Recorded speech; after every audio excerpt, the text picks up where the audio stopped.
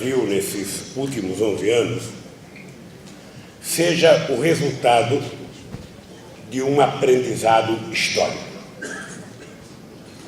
Todos vocês sabem que eu fui dirigente sindical, fui um ativista do movimento popular, fui um ativista de partido de esquerda, fui ativista da esquerda da Igreja Católica Brasileira, das famosas comunidades de base da Igreja.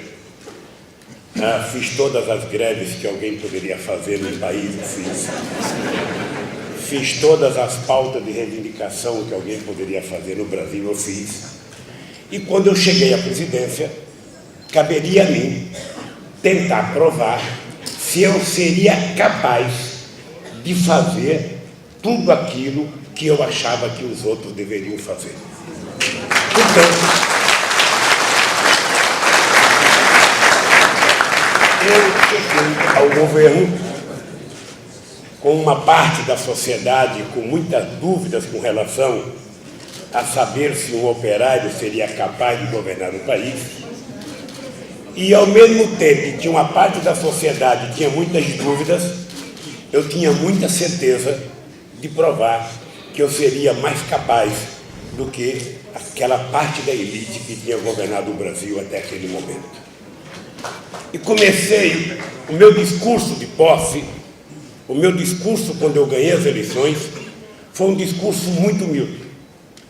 Não teve nenhuma fanfarrice da minha parte.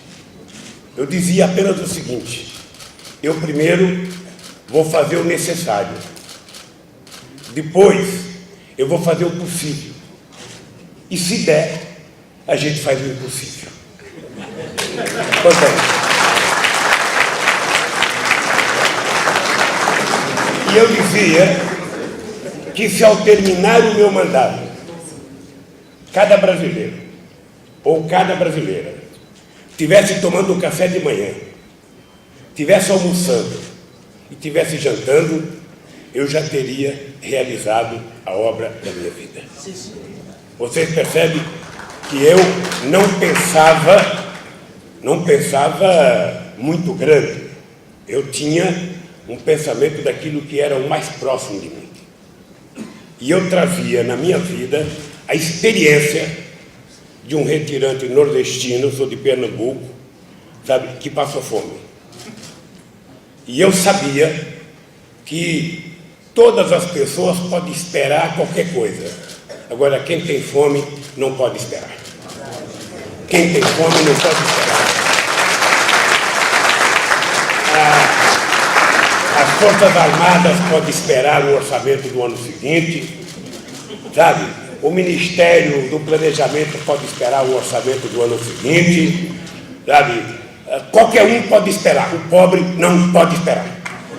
É sagrado a gente colocar ele como tarefa obrigatória. Porque o pobre, ele não está no partido político, ele não está no sindicato. Eu teve um tempo que eu acreditava que a fome, sabe, eu dizia, o pobre tem que passar fome para aprender. E quando eu fui criando consciência, eu fui aprendendo que a fome não leva um homem à revolução. A fome leva um homem à submissão. E o faminto não tem força para brigar. Para que essa política pudesse dar certo, era importante ter em conta que todos os governos do mundo, ou quase todos, na hora que discutem investimento para uma empresa, é investimento. Na hora que discute investimento para qualquer coisa, dinheiro para qualquer setor, é investimento. Quando se trata de discutir as coisas do pobre, é gasto.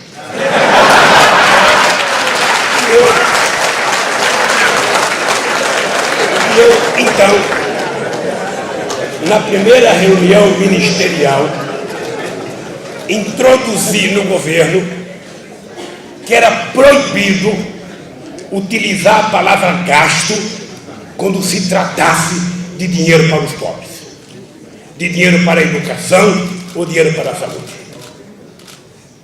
Quando a gente dá $5 para um pobre, a gente não está gastando, a gente está investindo para que essa pessoa se transforme em cidadão na sua plenitude.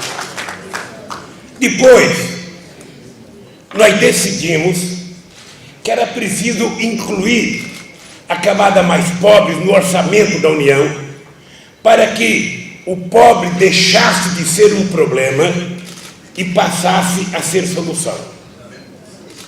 E eu vou explicar como é que isso aconteceu. Porque no Brasil, antes de nós chegarmos ao governo, o Brasil foi governado por muita gente sabida. Muita gente sabida, com muitos diplomas. Eles até sabiam que existia pobre no Brasil. Mas o pobre era tratado como se fosse um número estatístico e nada mais do que isso. As pessoas adoravam filosofar, sabe, o número de pobres. Mas a verdade é que meu país era governado para 35% da população. Era 35% que comia 3 vezes ao dia e ainda jantava um pouco mais, tomava um chá da meia-noite, sabe? Era 35% que viajava de avião, era uma pequena parte que andava de carro, era uma pequena parte que tinha trabalho formal, era uma primeira parte que tinha passaporte. Já se dava no Brasil como certo que 35% tinha que ter quase tudo e o restante tinha que ser pobre. E não tinha jeito. E eu queria provar que era possível fazer com que o pobre fosse menos pobre. E dizia alto e bom som: eu quero fazer isso sem fazer com que o rico fique pobre. Eu quero que o pobre fique rico. Eu quero inverter essa história de que eu tenho que tirar do rico. Pois bem, mas para fazer isso era preciso quebrar alguns tabus que estavam criados no Brasil. Por exemplo, no Brasil se dizia que não podia aumentar o salário mínimo, que se aumentasse o salário mínimo ia ter inflação. E nós, durante 11 anos consecutivos, aumentamos o salário mínimo e a inflação continuou controlada. No Brasil se dizia que a gente não podia exportar e fazer crescer o mercado interno ao mesmo tempo. Nós aumentamos 4 vezes as exportações e fizemos uma revolução no mercado interno brasileiro. E por que essas coisas aconteceram? E por que os outros não fizeram? É porque não basta receber um número, sabe, que tem pobre no país. É preciso colocá-los na agenda diária das nossas discussões. E eu dizia, quando é que o pobre vai deixar de ser pobre? É quando ele deixar de ser um problema social e passar a ser um problema político. Quando é que ele deixa de ser um problema social e passa a ser um problema político? É quando ele deixa de ser um ser passivo e passa a ser um ser ativo. Quando passa ou ele gritar ou alguém gritar por ele. Porque o pobre, ele não quer mais gritar que está com fome. Ele quer comer. É mais importante do que gritar que está com fome. Então, o que nós fizemos no Brasil foi exatamente isso, mudar uma série de conceitos e compreensões que se tinha da parte mais pobre do Brasil. E fizemos algumas coisas que vocês vão compreender. Faz 11 anos no Brasil que cresce a renda dos mais pobres. 11 anos que cresce a renda média da sociedade, 11 anos que cresce o aumento de salário dos trabalhadores e 11 anos, sabe, que os pobres ganham uma seção maior. A renda média cresceu 35% da sociedade e a renda dos pobres cresceu 66% nesse período. E qual foi o milagre? Quando o programa Fome Zero não foi criado no meu governo. Ele foi criado por mim no Instituto Cidadania em 1992. E o programa Fome Zero foi levado por mim ao presidente Itamar Franco. E nós então dissemos ao presidente Itamar Franco o que eu disse ontem ao presidente José Eduardo.